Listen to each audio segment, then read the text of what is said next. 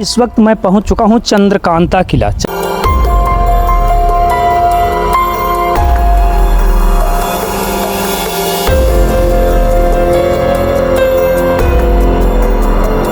चंद्रकांता किला को चुनार किला के नाम से जाना जाता है और यहीं पर दूरदर्शन की चंद्रकांता के कुछ सीरियल के दृश्यांक शूट हुए थे। इस किले को विक्रमादित्य ने सन 1600 संवत में बनाया था और इसको बनवाने का कारण था कि उनके भाई राजा भर्तृहरि, जब उनको वैराग्य उत्पन्न होता है तो वो अपना राजपाट अपने छोटे भाई विक्रमादित्य को दे करके इसी स्थान पर अपने आप को ब्रह्मलीन कर लेते हैं। जब इस बात का पता स्वयं उनके भाई विक्रमादित्य को लगता है तो वो यहाँ पर पहुँचते हैं। उन्हें काफ़ी मनाने के बाद भी वो उन्हें अपने पास नहीं ले जा सके, तो उन्होंने निर्णय लिया कि अब यहाँ पर एक ऐसा किला बनवाया जाए जो कि उनके भाई के लिए सुरक्षा की दृष्टि से सर्वोपरि हो। उन्होंने इस किले का निर्माण कराया और इसका नाम चुनार किला रखा गया।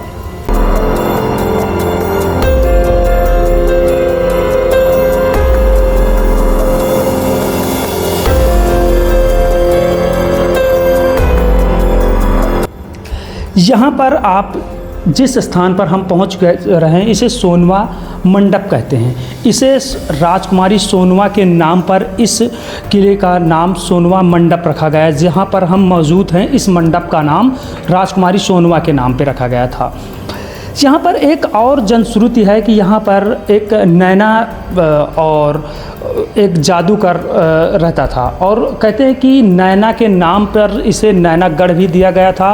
और एक और भी कहानी है, कहते हैं कि बलि से जब भगवान विष्णु ने 3 पग ज़मीन मांगी थी तो उस समय दान के बाद उन्होंने अपना विराट रूप धारण किया और विराट रूप धारण में सबसे पहले इस पर्वत पर उन्होंने अपना पहला पग रखा था। इस पर्वत का नाम श्री चरण पर्वत पड़ा। इस महल में जब चंद्रकांता शूट हो रही थी उस समय एक ऐसी घटना घटी थी कि सब लोग सदमे में आ गए थे। ऐसा क्या था? दरअसल हुआ ये था कि जब चंद्रकांता शूटिंग यहाँ पर हो रही थी, चंद्रकांता की शूटिंग के दौरान सभी कलाकार यहाँ पर मौजूद थे।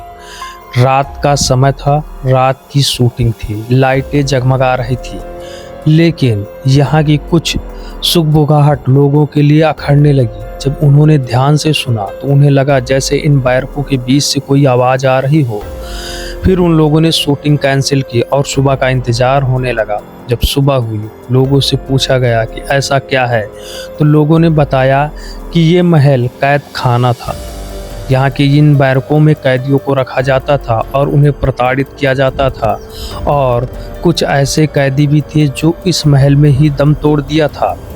यानी कि यहाँ पर आपको 2 तरीके के कैद खाना मिलेंगे, एक तहखाना कैद खाना तो दूसरा बैरक कैदी खाना, और इन दोनों में सबसे सख्त सजाएं दी जाती थी।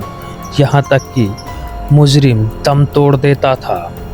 और यही नहीं, इसी महल के अंदर अंग्रेज़ों ने हमारे भारतीय स्वतंत्रता सेनानियों को भी काफ़ी यातनाएं दी थी। और इसका जो सोनवा मंडप है वो तो अद्भुत है ही है, लेकिन कहते हैं ये महल भी बहुत ही अद्भुत था।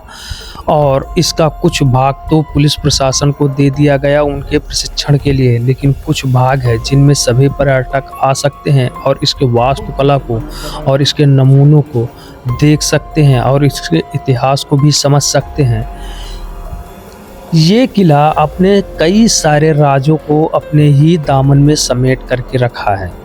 कहते हैं कि यहाँ पर तलवारें वगैरह आज भी हैं और उसे लॉक करके रखा गया है, जिसकी चाबी कहीं खोई नहीं है, प्रशासन के पास रखी है। और जब भी कोई ऐसा वक्त आता है तो उसे खोला जाता है और लोगों के सामने प्रदर्शन के लिए सभी चीज़ें रखी जाती हैं, लेकिन उसकी कुछ अपनी मर्यादाएं हैं और उन मर्यादाओं में रह कर के काम किया जाता है। ये वही बैरक हैं जिनके बारे में मैंने बात किया था कि कैदियों को रखा जाता था, और यही वजह है कि इसके थोड़े से भाग में एक मंदिर का निर्माण किया गया है, क्योंकि लोगों को मानना है कि अगर यहाँ पर मंदिर का वास होगा तो शायद ये आत्माएं उसके वश में ही रहेंगी। बहरहाल जब आप इस महल में प्रवेश करेंगे तो प्रवेश द्वार के सबसे प्रथम हिस्से में आपको यहाँ का जो जेल खाना है वो दिखाई देगा। इसी कैद खाने में हमारे स्वतंत्रता सेनानी भी थे और इसकी कहानी आपको अगर पूरा डिटेल से जानना है तो मेरा एक एपिसोड इसी के लिए आ रहा है कि इसमें कौन से कैदियों को रखा गया था और उन्हें कौन सी यातनाएं दी गई थी। यहाँ तक कि एक ऐसी महिला की कहानी इस कैद खाना से जुड़ी है जो कि आज भी रहस्यमय बनी है कि कैसे इस तहखाने से निकल करके वो नेपाल जा भागी और वहीं से अपने देश के बचाव के लिए कार्य किया था। और वो थी जिंद कौर, जिन्होंने देश आज़ादी के लिए काफ़ी हद तक अपना योगदान दिया था। तो इन सब चीज़ों के बारे में अगर आपको जानना है तो आप हमारे दूसरे भाग को ज़रूर देखें। तो तब तक के लिए आप सभी लोगों से विदा लेता हूँ। जय हिंद, जय भारत। और हमारे इस वीडियो को देखने के बाद आप लोग लाइक, सब्सक्राइब और शेयर ज़रूर करें प्लीज़। इस आपके सपोर्ट से ही हम आगे बढ़ सकते हैं और आपको अच्छी अच्छी कहानियाँ ला करके दे सकते हैं। तो तब तक के लिए आप सभी से अलविदा लेता हूँ। जय हिंद।